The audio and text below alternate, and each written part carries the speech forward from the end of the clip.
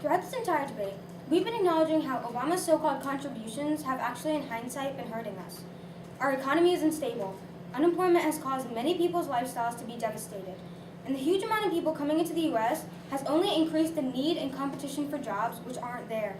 If that's not enough, things like the DREAM Act have basically given taxpayers money to people who broke the law, and who knows what they're using that money for. While we have such crisis in our country, Obama has been making amends with two very peculiar countries, one of which is communist and has been accused of hacking our government, and the second, which we haven't had relations with in decades. A common trope in Obama's accomplishments is that they sort of work in the present, but might fall apart in the near future. As the quote goes, "The golden gleam of the gilded surface hides the cheapness of the metal underneath." This exemplifies how the public is being told one thing, while really something completely different is happening under our very noses. Well, you may say, cut him some slack. He is human. He's done all he can. He may be human, but he is also president. And with 318.9 million Americans on his shoulders, over $19 trillion of debt on his back, and the whole world watching his every move, there isn't room for error. So ask yourself, is a president who doesn't live up to his authority worth being called a great leader? Furthermore, is he worth being called a horrible, ineffective leader? In reality, Obama has helped us, but he has had many mistakes which we can't overlook.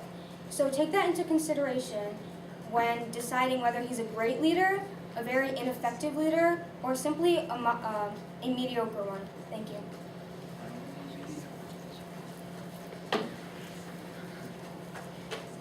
In all, we believe that President Obama has been an effective president who has overall shaped this country in many ways possible, and has left it better than when he first entered office. He pulled America out of the greatest recession since the Great Depression.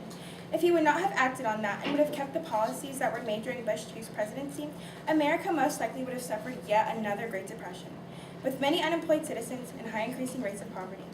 But instead, he turned America around and ended up creating millions of private sector jobs when they were being lost at over a rate of 700,000 per month.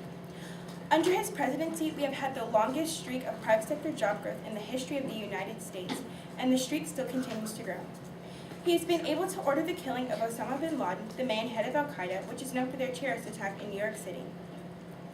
Although he has had to kill for the safety of our nation and many others, he has also been able to heal the wounds left by past relations with many countries. Cuba and the United States have finally torn down the wall that has been dividing them for 50 years. They have opened up the United States Embassy in Cuba, and we have opened up the Cuban Embassy in Washington, D.C. We are continuing to improve our relations with Cuba and are now able to freely interact with the Cuban people.